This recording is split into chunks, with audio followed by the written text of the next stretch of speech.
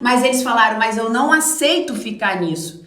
Eu já sei o que eu tenho que fazer, eu tenho que trazer à minha memória aquilo que vai me colocar de pé novamente, que vai me trazer a força novamente.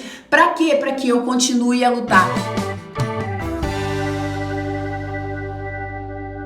E hoje eu estava pensando sobre o que eu iria trazer para vocês e eu vi aqui uma palavra de Jeremias, que ele fala em Lamentações. E nesse momento, Jeremias, quando ele fala em Lamentações, eu vou falar uma palavra que está no livro de Lamentações, Lamentações 3, 17 ao 26. Se você quiser ler na sua casa depois, é essa passagem que eu vou falar para vocês hoje. Então, o que acontecia nesse momento aqui, nessa passagem? O profeta Jeremias, ele estava ali vendo a destruição de Jerusalém e do templo. E o povo estava sendo levado cativo ali da sua terra. Então o povo judeu nesse momento, ele estava sendo tirado da sua terra, estava tudo sendo dizimado ali. Então Jeremias está contemplando um caos. O caos está acontecendo, nunca tinham passado por aquilo, por aquela situação, eles estavam assim, desolados, por que aquilo ali estava acontecendo. Então eu mais ou menos eu vi o que hoje nós estamos passando. Nós estamos passando por uma situação que nós nunca enfrentamos, nós estamos está sendo tirado de nós, né, o direito de ir e vir, de estar com os nossos queridos, de estar com os nossos amados. Nós não sabemos o que vai acontecer daqui para frente. Então o povo de Israel, o povo judeu estava passando exatamente por essa situação. Eles estavam sendo levados cativos, tirados da sua terra, estavam sendo iam ser escravos ali, a partir dali em diante. E Jeremias, nesse momento, ele começa a expressar toda a sua dor.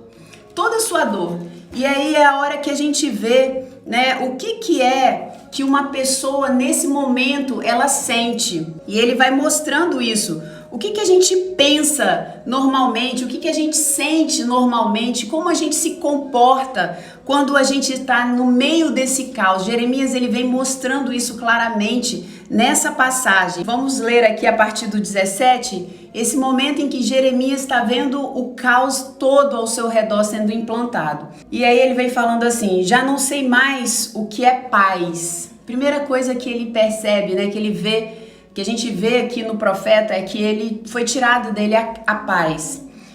E esqueci o que é felicidade, paz e felicidade. Não tenho muito tempo de vida. Aqui quando ele fala isso, ele fala, eu tô esgotado, eu tô doente, eu tô sentindo que a minha vida tá esvaindo, né? Tem aquele momento que a gente tá cansado de lutar e a gente olha para a vida da gente, e a vida da gente tá um verdadeiro caos. E a gente fica totalmente, sem disposição, sem vontade de viver. E você sente exatamente isso. Não precisa ser só em relação ao coronavírus, isso aqui é em relação à sua própria vida também.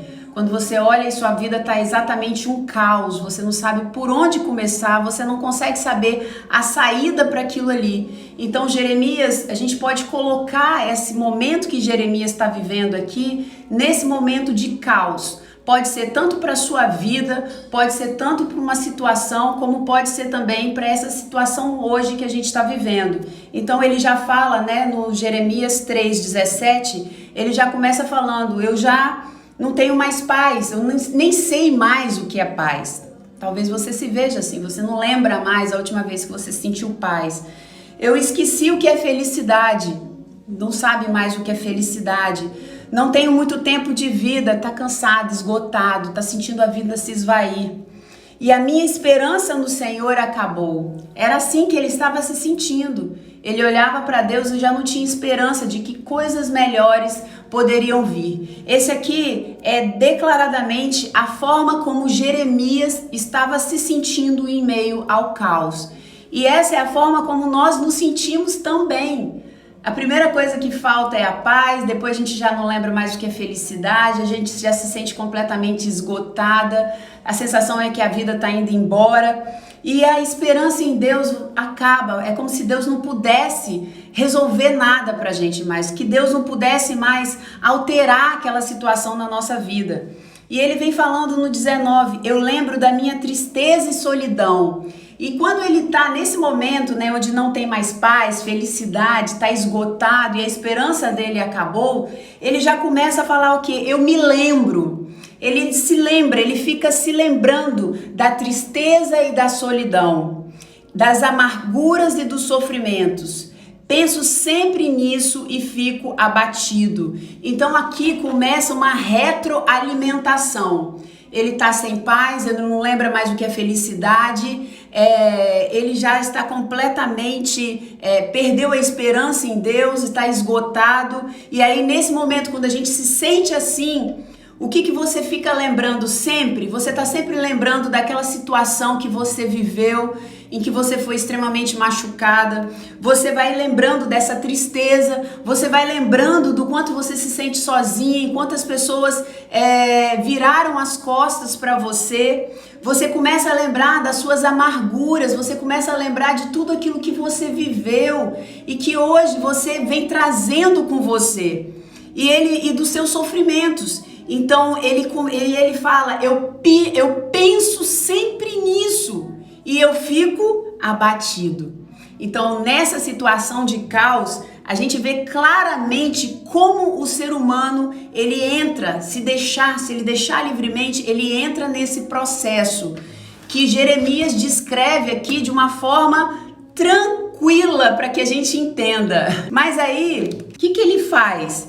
Aí no 21, a gente percebe o que esse homem de Deus, esse profeta, ele não está negando aquilo que ele sente. Eu me sinto dessa forma e eu acabo me lembrando, sabe, das minhas tristezas, das minhas solidões. Essa é a forma como eu me sinto e eu acabo entrando. Mas aí ele fala assim, mas a esperança volta quando penso no seguinte. Aí em outras Bíblias, talvez seja a sua, ele fala assim, ó, mas eu trago à memória aquilo que me traz esperança.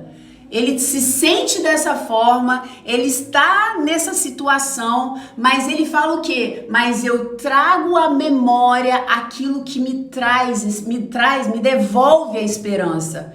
Ele perdeu a esperança, mas ele sabe qual é a forma que ele tem que fazer para trazer a esperança de volta. Vocês estão lembrados que eu sempre falo com vocês aqui? Gente, aqui é o lugar onde você vai ouvir palavras que vão trazer a sua esperança. Porque se você perder a esperança, você perdeu tudo. Você perdeu tudo.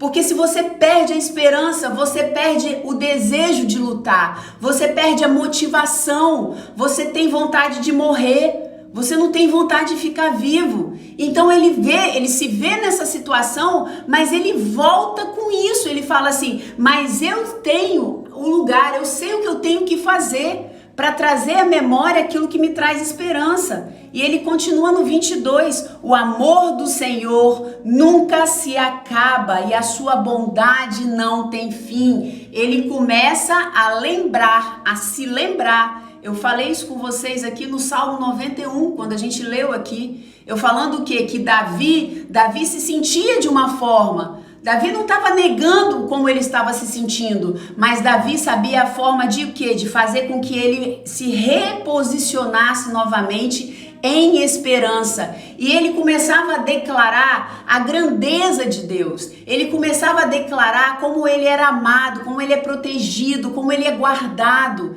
E aquilo ali trazia a memória de Davi, aquilo que daria esperança para ele novamente, para que ele conseguisse continuar o caminho, a trajetória dele, mas assim, motivado, cheio de alegria, cheio de força, cheio de fé. Então, Jeremias faz de novo a mesma situação. Jeremias está numa situação de caos, ele se sente dessa forma, ele percebe que ele está dessa forma, mas ele faz o quê? Ele traz a memória, ele começa a relembrar qual seria aquilo, o que poderia renovar sua esperança, que é o quê? É trazer a grandeza de Deus e como ele é amado. Aqui a gente vê claramente nas duas situações e por várias situações na Bíblia. Eles não estão esperando que as circunstâncias mudem. Eles não estão esperando nada de fora mudar para que a esperança seja renovada novamente. Eles estão tomando uma atitude completamente ativa, não é uma, sabe, eles saem da passividade, eles vão para cima. Eles sabem, eu sei o que eu tô me sentindo dessa forma, eu tô agindo dessa forma, eu tô aqui retroalimentando a minha tristeza, a minha falta de paz, a minha desgraça, através do quê? Das lembranças da amargura, das lembranças, né, da solidão, das lembranças do que me trouxe sofrimento. Eles se viram nessa situação, mas eles falaram, mas eu não aceito ficar nisso. Eu já sei o que eu tenho que fazer, eu tenho que trazer à minha memória aquilo que vai me colocar de pé novamente, que vai me trazer a força novamente. Para quê? Para que eu continue a lutar. Gente, isso é normal, a gente não precisa estar no coronavírus para entrar nessa situação. Às vezes você tá num dia que você não tá bem, que, sabe, um monte de coisa aconteceu, você olha para sua vida, parece que não vai acontecer nada de bom, e aí você começa a entrar nesse processo, você perde a sua paz, você começa a falar, nossa, tem tempo que eu não me sinto feliz, você começa, sabe, a perder a esperança em Deus, porque parece que Deus não olha para você, parece que Deus não tem competência para resolver a sua vida, a sua situação, para mudar, para reverter isso. E você vai sentindo esgotada, você vai sentindo se esvaindo, você vai sentindo que, sabe, a única solução para sua vida é morrer, é morrer. E aí o seu próprio organismo te coloca numa depressão e nesse momento você começa a, sabe, a alimentar, a relembrar suas amarguras, sua tristeza, e aí você vai nesse ciclo, mas existe algo que você pode fazer, ninguém pode fazer por você, você tem que fazer, você tem que falar assim, eu tô assim, mas eu sei o que eu tenho que fazer, eu tenho que trazer à minha memória aquilo que vai trazer, que vai voltar a esperança novamente dentro de mim, para que eu continue prosseguindo, para que eu continue indo em direção à minha terra prometida, para que eu continue, sabe, avançando no meu propósito, para que eu continue avançando no meu propósito, mas feliz, cheio de energia, com paz, apesar das circunstâncias não terem mudado. Apesar, porque a vida, acho que até postaram já, a vida não é o fim, gente. Não é onde você vai chegar, a vida é o seu caminho, é o seu trajeto. É aquele pedaço que você está andando. O que você está fazendo no trajeto da sua vida? Você está esperando ter algo para você se sentir feliz? Você está esperando, sabe, tá cheio de dinheiro na conta para se sentir feliz? Você está esperando casar para se sentir feliz? Você está esperando ter um emprego para se sentir feliz? Você está esperando, sabe, ter filhos? Não, não pode. Então, Jeremias traz claramente aquilo que ele tem que fazer para reverter a situação dele, trazer à memória aquilo que traz esperança para ele. E aí eu te pergunto, o que Jeremias, ele começou a relembrar o poder de Deus. E aí você vai lendo, o amor do Senhor não se acaba, o seu amor e a sua bondade são novos, são renovados pela manhã, o Senhor é bom para todos os que confiam nele, e ele vai começando a relembrar, e ele vai tomando fôlego novamente. Eu te desafio hoje, nessa tarde, a começar a recitar esse versículo, essa porção do texto, onde Jeremias começa do 21 até o 26, pelo menos, do 21 ao 26, você falar isso para você mesma. O quanto Deus é bom, o quanto as misericórdias dele se renovam sobre a sua vida, o quanto você é amada. E nesse momento em que você começar a se sentir abatida, você trazer isso para sua memória, no movimento ativo. Não espere que isso caia no seu colo. Esse é o seu papel. É fazer com que a sua mente relembre. É levar seus pensamentos cativos em obediência a Cristo. Isso está em 2 Coríntios 10, 4, 5, levando cativo todo pensamento de obediência a Cristo. Eu faço todo o meu pensamento, eu controlo o meu pensamento por amor a Cristo.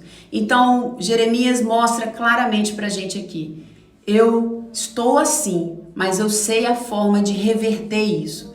E a forma de reverter isso é começar a lembrar como Deus é grandioso, como Deus é poderoso, como Deus é amado, como Ele me ama, como eu o amo, como eu estou aqui guardado debaixo das suas asas, protegidos, que mesmo no vale da sombra da morte, ainda assim, mal nenhum eu sofrerei, nem a mim, nem a minha casa.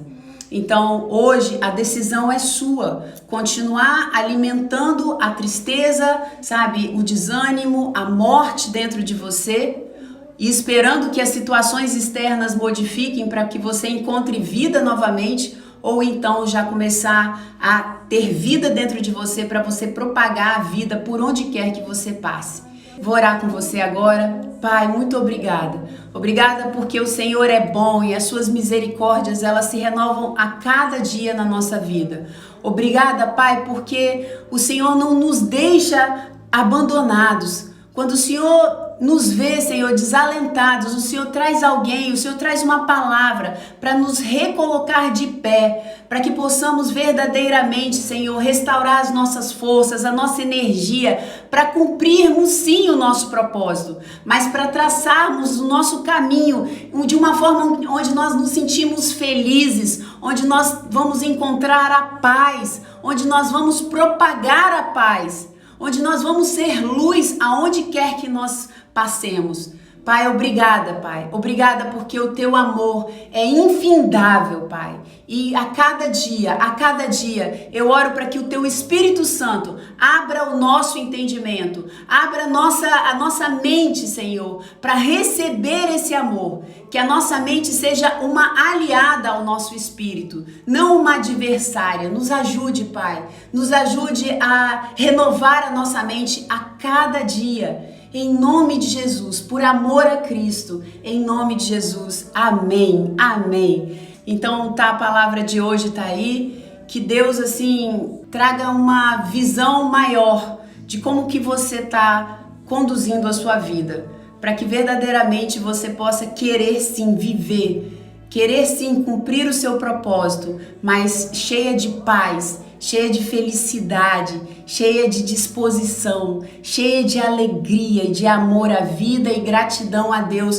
por ter concedido a vida a você. Amém? Deus abençoe. Grande beijo, tchau!